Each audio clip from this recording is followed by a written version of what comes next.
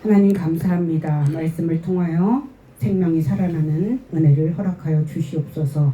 말씀을 들을 때 하나님의 음성을 듣게 하시고 그 음성으로 사람 살리는 우리가 될 수 있도록 주여 일하여 주시옵소서. 예수님 이름으로 기도드렸습니다. 아멘. 사도행전은 성령행전이라고도 합니다. 근데 1장에는 성령이 온다. 내가 하나님께로 가면 성령이 너희에게 온다. 이런 말씀하고 있고요. 그 2장에서는 성령이 옴으로 인해서 교회가 시작되고 있습니다. 근데 3장에 그 사도들이 성령을 받자마자 하나님의 일을 하게 돼요. 그래서 누구를 증거해요? 예수 그리스도를 증거하게 되는 그 일을 시작하는 겁니다. 그래서 지금 사도행전 4장은 그 시작점에서 이 성령의 일을 하는데 방해 세력이 나타나요. 방해 세력이 누구냐? 사도행전 4장 1절은 얘기하고 있습니다. 베드로와 요한이 아직도 사람들에게 말하고 있을 때 제사장들과 성전 경비대장과 사두개파 사람들이 몰려왔다. 베드로가 사도인데 요한도 제자입니다. 그런데 그들이 예수를 전하는데 몰려오는 사람이 누구예요? 제사장과 성전 경비대장과 사두개파 사람들이 몰려왔대요. 제사장들은 누구예요? 지금으로 말하면 목사님들이에요. 근데 예수를 얘기하는데 목사님들이 와서 못하게. 그리고 성전을 지키는 사람들이 못하게. 그리고 사두개파 사람들이라고 있어요. 사두개파 사람들은 성경의 모세 오경을 아주 달달 외울 정도로 성경에 능통한 사람들이에요. 그런데 그런 사람들이 무엇을 안 믿느냐? 부활을 안 믿어요. 천사가 있다는 것도 안 믿어요. 천사가 있다고 성경은 써 있습니다. 여러분, 예수님이 누가 증언으로 인해서 이곳에 있어요? 가브리엘 천사. 가브리엘 천사가 나타나서 성령으로 잉태된 것을 증언했었어요. 그들은 사도들이 백성을 가르치는 것과 예수의 부활을 내세워서 죽은 사람들의 부활을 선전하고 있는 것에 격분해서 사도들을 붙잡았으나 날이 이미 어두웠으므로 다음 날까지 가두어 두었다.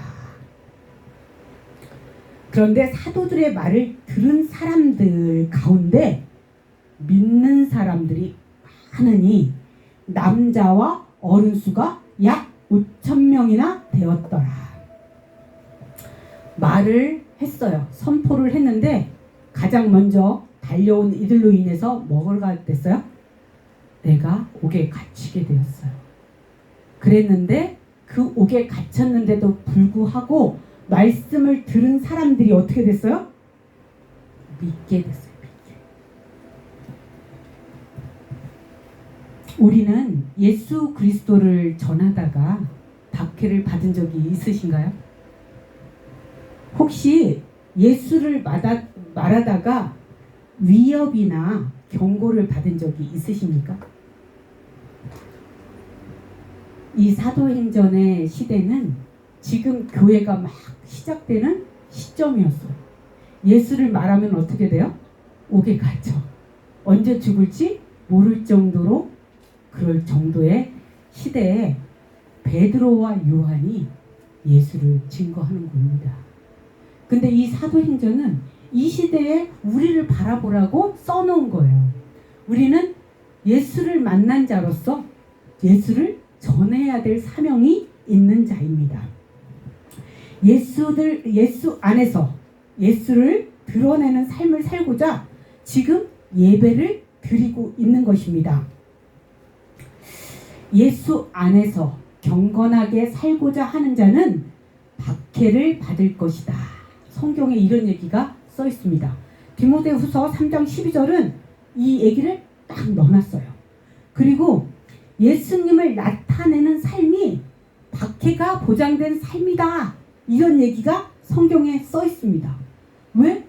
우리는 하나님 나라 백성으로 이 세상을 살고 있는 겁니다.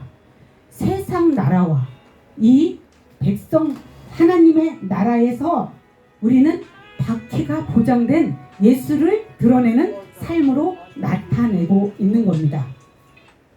최초의 반대 세력이 누구였습니까?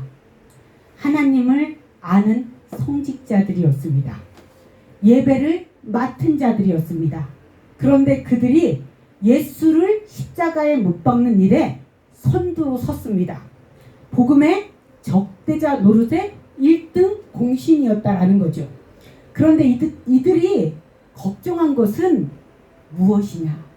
베드로와 요한이 자기들의 권한을 침해할 것 같고 자기의 얻은 그 기득권을 침해할 것 같은 그런 이유 때문에 박해를 시작했다는 겁니다. 예수님을 구속하고 십자가를 형해서 사형을 언도를 받게 한 자들, 그들은 이 모세 오경의 권위만 인정하고 부활도 천사도 없다고 인정한 자들이었습니다. 누구의 눈치를 가장 봤을까요? 하나님의 눈치를 봤을까요? 로마의 눈치를 봤습니다.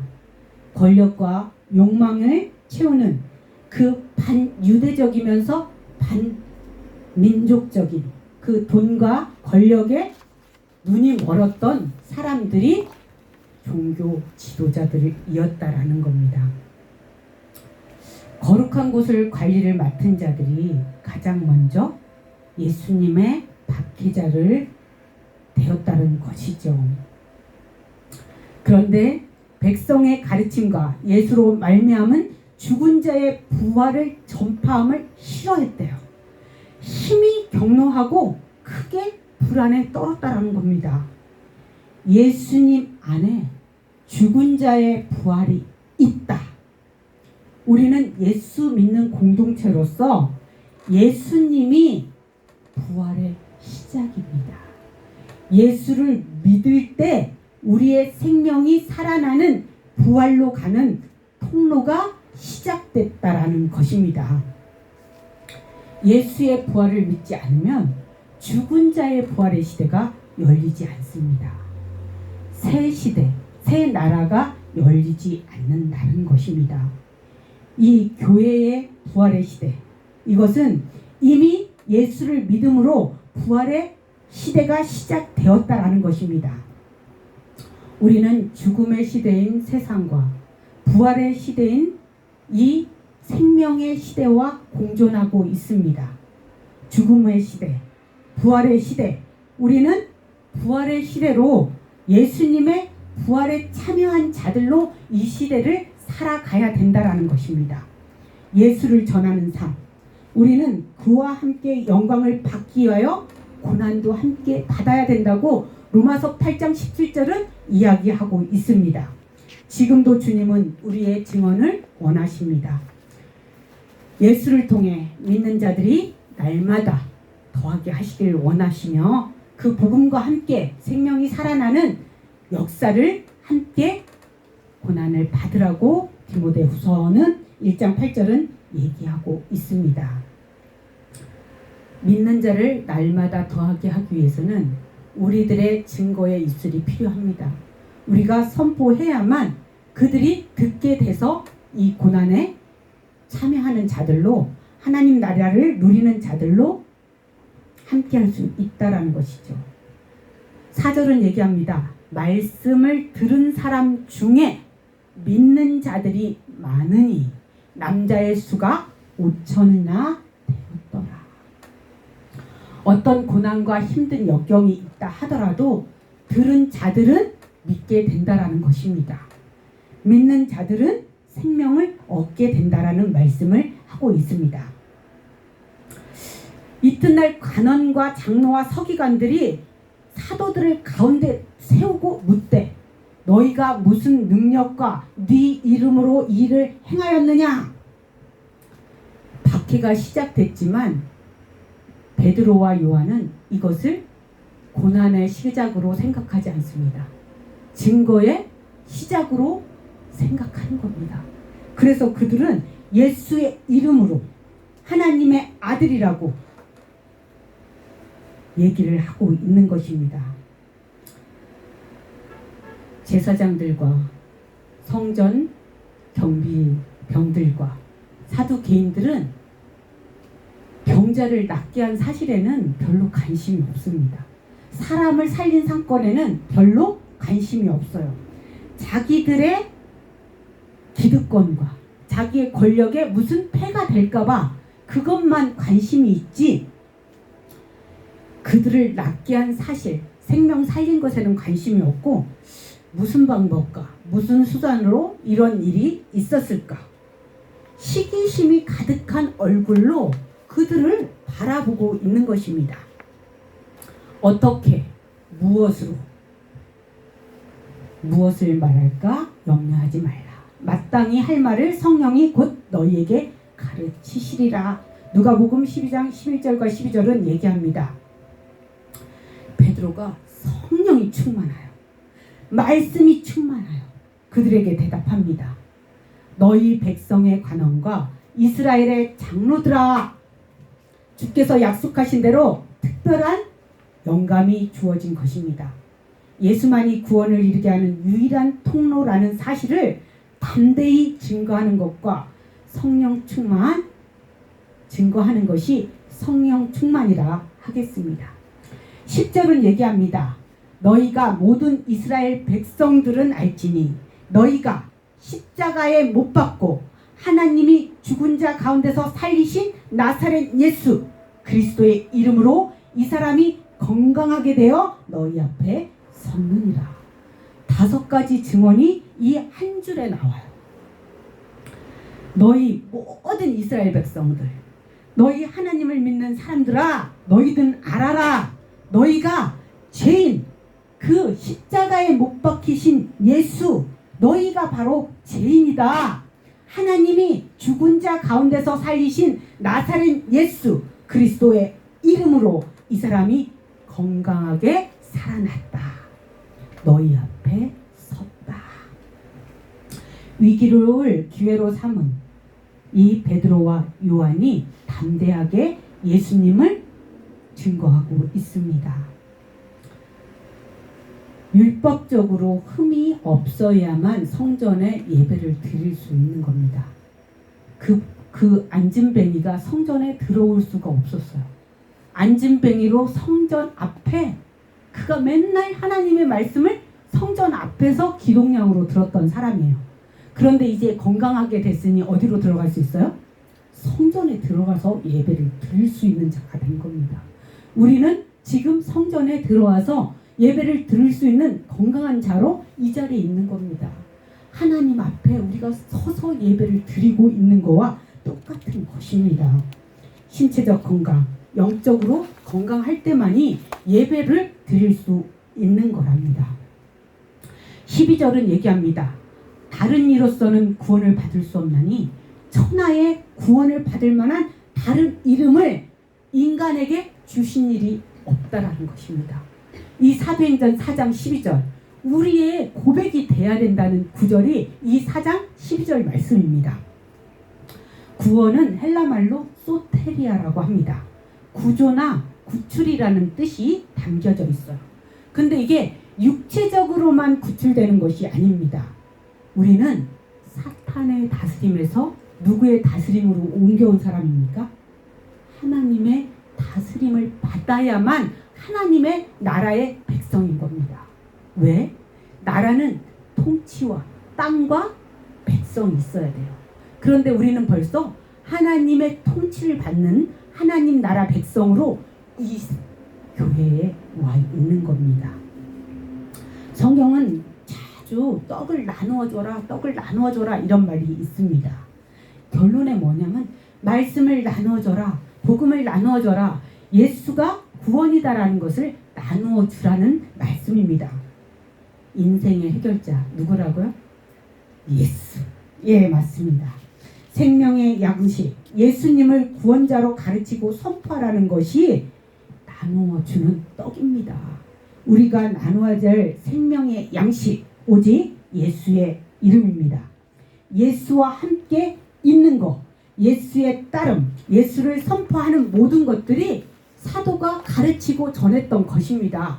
우리가 지금 해야 될 일, 사도가 했던 일을 우리한테 하라고 지금 이 자리에 있는 것입니다.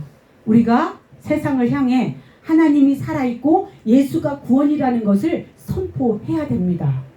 사도행전 4장 12절 기억하셔야 됩니다. 여러분들이 전해야 될 말이 거기에 다 들어있어요. 4장 19절은 또 뭐라고 나와 있습니까? 4장 19절은 하나님 앞에서 너희 말을 듣는 것이 하나님 말씀을 듣는 것보다 무엇이 옳은가 스스로 판단하라. 세상에는 사람의 음성이 많이 있습니다. 하나님의 음성을 들어서 하나님의 말을 듣는 것이 하나님의 일을 하는 것입니다. 우리가 지금 예배를 드리는 이유, 왜 드리죠? 하나님의 음성을 듣고 그 음성을 누구한테 전해야 돼요? 세상 사람들에게 전하고 가르치라고 지금 사도행전 4장 말씀을 나누고 있는 겁니다. 우리가 이 땅에 존재하는 이유, 고린도전서 9장 16절은 얘기하고 있습니다. 내가 복음을 전할지라도 자랑할 것이 없음은 내가 부득불 할림이라. 만일 복음을 전하지 아니하면 내게 화가 있을 것이로다. 바울 사도는 알고 얘기했어요.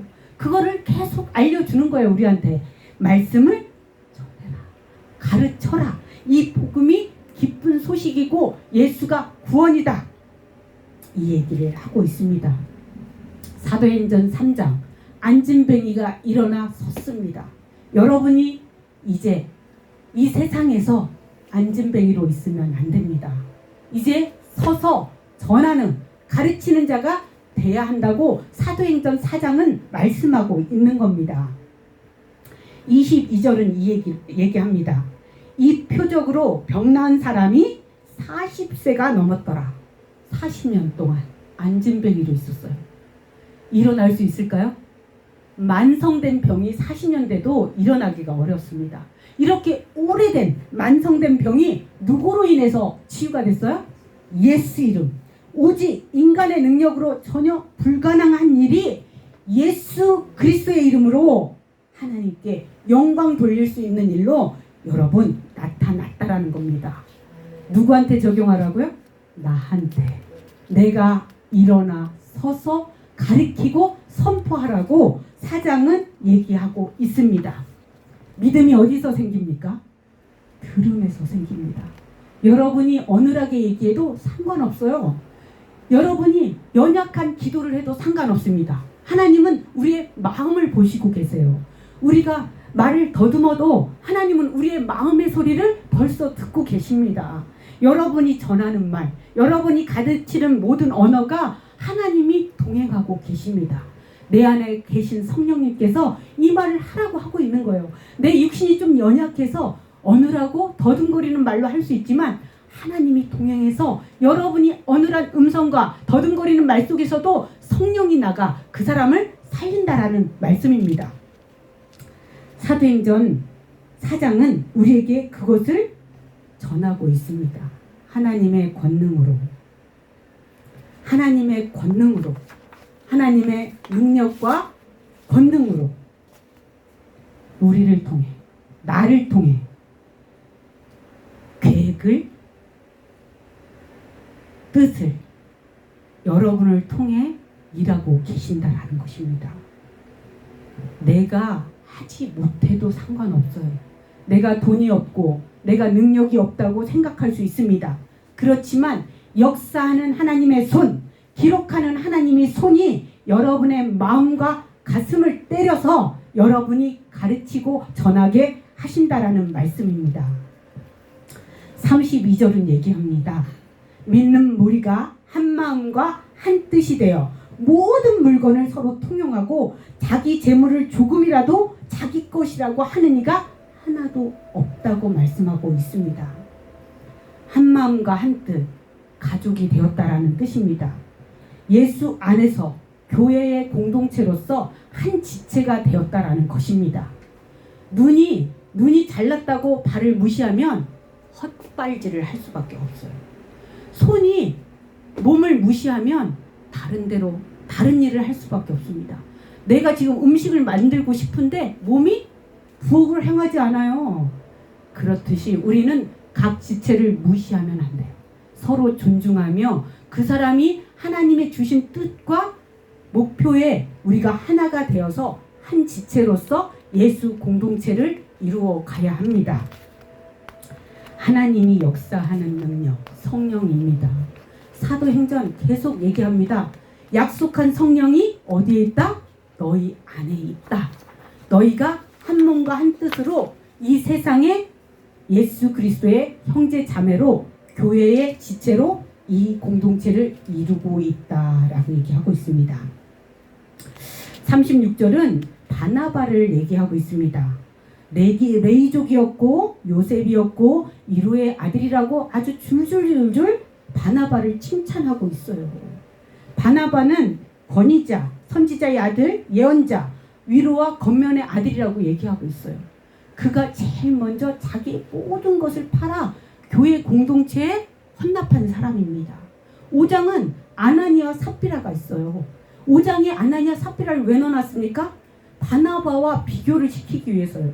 아나니아와 삽비라도 땅을 팔아서 헌금을 합니다. 그런데 뭐냐 하면 모든 것을 팔아서 하나님이 다 내라 소리를 한 적이 없어요. 제가 땅을 팔았는데 반만 내겠습니다. 일부만 내겠습니다. 해도 됐는데 그들은 거짓말까지 하면서 땅 판더니 이것뿐입니다. 라고 거짓말을 했어요. 그가 어떻게 되었습니까? 죽었습니다. 남편도 죽고 아내도 죽어 땅에 묻혔다라는 것입니다. 하나님이 원하시는 거 여러분 그냥 예배드리는 공동체에 속해 있는 것뿐이에요. 여러분이 많은 걸 하지 않으셔도 하나님은 마음에 내를 모셨구나라로 만족하시는 분이십니다. 우리는 성령 충만, 말씀 충만을 구해서 하나님께 복음을 증거하는 삶을 이 세상에서 살면 됩니다. 어느라는 말, 더듬거리는 입술 상관없어요. 여러분이 드리는 가르침과 복음 전파와 기도, 찬양 하나님이 모두 받고 계십니다. 기도하겠습니다.